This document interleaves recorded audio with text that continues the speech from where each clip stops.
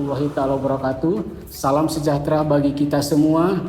Selamat siang Bapak Ibu tim penilai sertifikasi dosen. Perkenalkan, saya Dede Riansyah SOS MSI, dosen tetap Prodi Ilmu Administrasi Negara, Sekolah Tinggi Ilmu Sosial dan Ilmu Politik Widyapuri Mandiri. Video ini dibuat untuk melengkapi persyaratan pengajuan sertifikasi dosen, yaitu pernyataan diri dosen dalam bidang pengajaran. Dalam kesempatan kali ini, saya akan menjelaskan tentang pengajaran mata kuliah yang saya ampu. Mata kuliah yang saya ampu adalah metodologi penelitian sosial.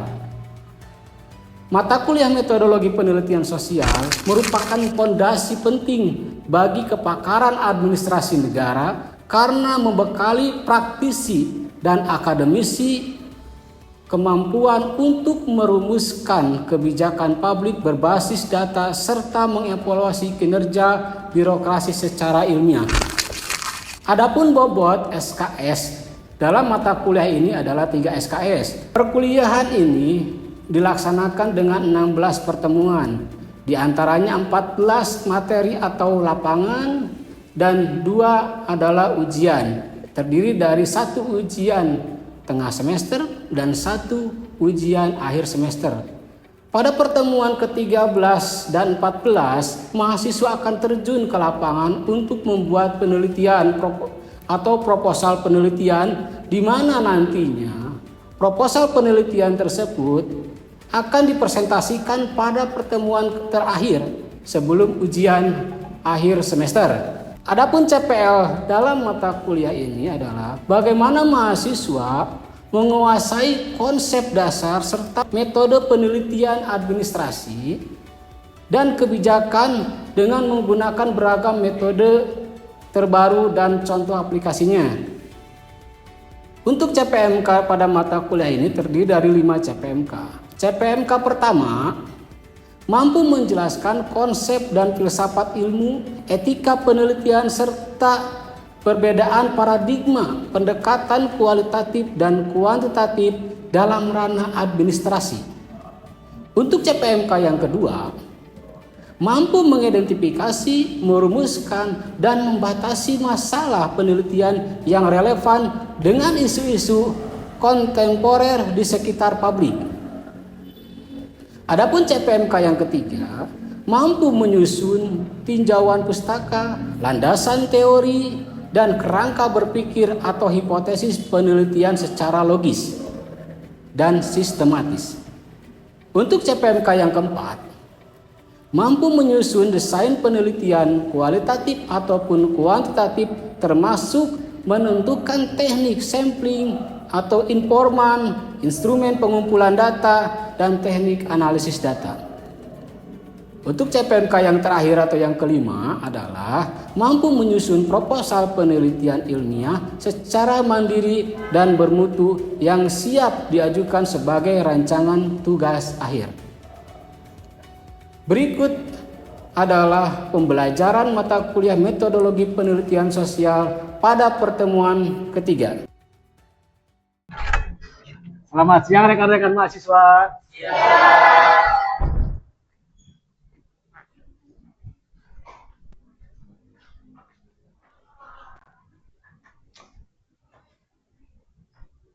Baik rekan-rekan mahasiswa, sebelum kita lanjut pada pertemuan ketiga atau materi ketiga, kita akan mengulas sedikit terkait materi minggu kemarin tentang metode-metode penelitian. Minggu kemarin saya sudah jelaskan metode penelitian dibagi 3. Yang pertama adalah, ada yang masih ingat tidak metode penelitiannya? Aduh, pada lupa ini. Yang pertama metode kualitatif. Yang kedua metode kuantitatif. Yang terakhir adalah mixed method atau gabungan antara kualitatif dan kuantitatif. Gabungan. Nah, setelah rekan-rekan mengetahui terkait metodologi penelitian, baik secara kualitatif dan kuantitatif atau mixed method, Yang akan kita bahas pada minggu hari ini adalah kelanjutannya, yaitu terkait dengan identifikasi masalah. Karena kalau berbicara metode penelitian, pasti awalnya adalah berbicara masalah. Nah, pertanyaannya kan muncul, apa itu masalah? Itu kan, masalah adalah kesenjangan atau ketidaksesuaian. Itu gampangnya seperti itu. Antara apa yang kita inginkan, kan seperti itu. Apa yang kita harapkan. Contoh misalkan, aturan mengatakan harus begini-begini, ternyata tidak. Nah, itu masalah. Seperti itu. Nah, inilah yang dikatakan masalah. Karena dalam penelitian, masalah itu adalah yang paling utama. Nanti baru kita akan mengetahui masalah itu akan menggunakan metode apa. Seperti itu. Nah, kita sekarang akan membahas terkait dengan masalah atau identifikasi masalah. Tadi dikatakan bahwa masalah itu adalah kesenjangan atau ketidaksesuaian. Seperti itu. Masalah menurut Tuckman, ya, dalam buku metodologi administrasi, sampulnya kalau tidak salah itu hijau daun lah, hijau muda. Itu mengatakan ketika dalam penelitian kita sudah menemukan masalah, maka penelitian kita 50% dikatakan selesai. Tuh, pengaruhnya sangat besar sekali dalam penelitian. Seperti itu. Nah, lalu masalah itu dibagi ada tiga kategori. Yang pertama, masalah itu ada masalah deskriptif. Yang kedua, masalah itu adalah masalah komparatif.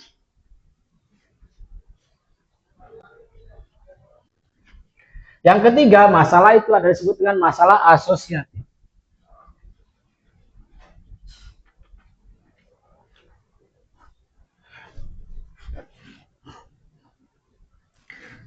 Apa itu masalah deskriptif? Apa itu masalah komparatif? Apa masalah asosiatif?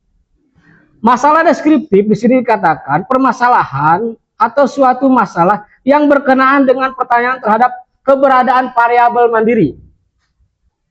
Atau contohnya variabel tunggal, tidak ada penyebabnya. Masalah itu terjadi karena itu sendiri, tidak ada penyebabnya. Contoh, disiplin kerja pegawai. Nah, itu tidak ada penyebabnya.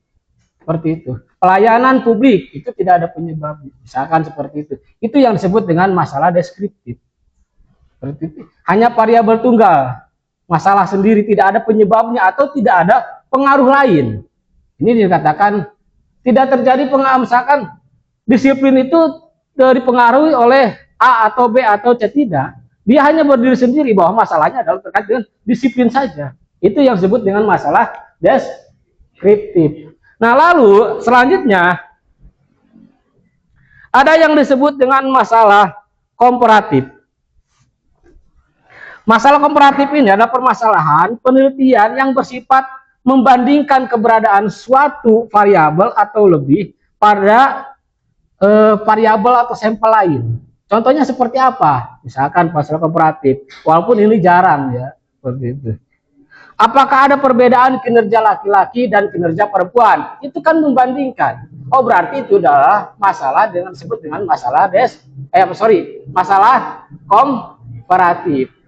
Nah, selanjutnya di sini ada yang disebut dengan masalah asosiatif. Masalah asosiatif adalah di mana masalah tersebut terjadi karena ada penyebab. Seperti itu. Ada penyebab lain atau ada hubungan antara masalah ini dengan masalah yang lain, seperti itu. Atau tadi katakan ada penyebab. Contohnya seperti apa? Misalkan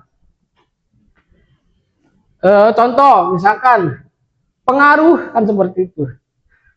Disiplin kerja atau pengaruh kepemimpinan terhadap disiplin kerja. Nah, itu ada variabel-variabel yang mempengaruhinya satu sama lain, seperti atau ada hubungan X terhadap Y atau variabel X terhadap variabel Y, seperti itu. Itu rekan-rekan. Jadi kita harus tahu dulu masalah itu yang kita nanti akan teliti masuknya kemana. Apakah itu jenis masalah deskriptif atau komparatif atau masalah asosiatif. Seperti itu. Nah, Sekarang sebelum kita akhiri atau sebelum saya bertanya terhadap rekan-rekan, kan seperti itu. Atau saya dulu yang bertanya ya terhadap rekan-rekan ini. Sepertinya saya dulu yang bertanya pada rekan-rekan lah. Nanti baru rekan-rekan silahkan bertanya seperti itu. Coba di sini satu orang sebutkan atau jelaskan perbedaan masalah deskriptif dengan masalah asosiatif. Silakan siapa? Ya, enggak, silakan. Sebelumnya izin, perkenalkan saya Tari Isnawati Putri. Kalau masalah deskriptif, tidak adanya penyebab atau pengaruh lain. Sedangkan masalah asosiatif, adanya pengaruh atau penyebab dari terjadinya masalah tersebut. Terima kasih. Oke, bagus. Kasih ya, Pulus. Oke, selanjutnya barangkali dari rekan-rekan dengan pemaparan barusan ada yang ditanyakan, maka siapa? Oke, boleh. Semangat sekali bertanya. Sebelumnya, perkenalkan nama saya Sogi, izin bertanya, bagaimana menentukan metode yang tepat dengan masalah yang kita temukan? Terima kasih. Nah, rekan-rekan, minggu kemarin kan kita bahas metode penelitian itu tadi seperti yang saya ulang dari awal, ada 3. Kita itu mau menggunakan metode kualitatif kah, kuantitatif kah, kan seperti itu, atau mix metode. Mau mana yang kita gunakan dalam penelitian yang kita lakukan? Tentunya kita tadi harus balik lagi. Masalah yang kita hadapi atau masalah yang kita temukan di lapangan itu cocoknya kemana? Atau jenis masalah itu adalah masalah mana? Masalah tadi jenisnya kan udah dikatakan ada 3. Apa tadi? Masalah deskriptif, komparatif, dan asosiatif. Nah, kalau masalah biasanya yang kebanyakan, kalau masalahnya deskriptif itu lebih pas itu menggunakan apa? Menggunakan metode kualitatif. Kalau masalahnya asosiatif, karena tadi berbicara sebab akibat, itu lebih pas menggunakan kuantitatif. Jadi nanti rekan-rekan di lapangan itu lihat dulu masalah itu apakah tadi saya katakan berdiri sendiri seperti itu, atau kan itu ada penyebab lain atau ada hubungan lain. Contoh ketika rekan-rekan ke lapangan, misalkan berbicara disiplin kerja pegawai, ada yang mempengaruhinya enggak sih? Oh, ternyata kita ketika ke lapangan tidak ada, karena memang disiplinnya aja kurang bagus gitu kan. Dari segi honor, dari segi penghasilan, misalkan dari segi motivasi, semua udah bagus. Hanya itu balik lagi ke orangnya, ke disiplinnya. Oh, berarti itu variabel tunggal. Deskriptif. Deskriptif lebih pas oleh apa? Yaitu tadi, metode kualitatif yang digunakan. Jadi rekan-rekan, jangan sampai ketika rekan-rekan nanti mau melakukan penelitian, saya mah pengen kualitatif, saya mah pengen kuantitatif, saya mah pengen mix method. Jangan seperti itu. Karena harus disesuaikan dengan keadaan di lapangan dulu. Seperti itu. Contoh lah logikanya gini. Kalau rekan-rekan bawa wadah dulu, kan seperti itu. Nanti otomatis apa yang masuk ke wadah tersebut ya pasti yang disesuaikan, dipaksakan kan seperti itu. Tapi kalau rekan-rekan tadi dilihat dulu kondisinya seperti apa, oh nanti harus bawa wadah yang seperti apa. Kan seperti itu. Nah ini, makanya tadi saya katakan, makanya Tukman mengatakan 50% itu penelitian selesai kalau masalahnya sudah ditemukan. Karena itu awalnya. Jangan sampai rekan-rekan salah mengidentifikasi masalah. Sehingga metodenya nanti akhirnya semuanya dipaksakan. Seolah-olah seperti itu. Jadi harus paham dulu. Ini masalah yang kita teliti, masalahnya kategori apa ini? Nanti baru pas oleh metode apa, seperti itu. Itu rekan-rekan.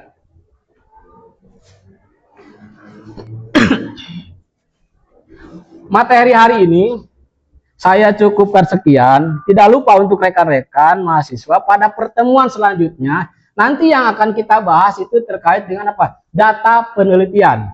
Nah, rekan-rekan, untuk minggu selanjutnya atau minggu depan ketika berbicara data penelitian, silakan rekan-rekan pelajari terkait apa itu data penelitian dari berbagai sumber. Seperti itu. Data penelitian dibagi berapa? Silakan rekan-rekan pelajari, nanti kita kan seperti ketika rekan-rekan sudah punya gambaran dari beberapa sumber, nanti kita sinkronkan dengan materi yang saya.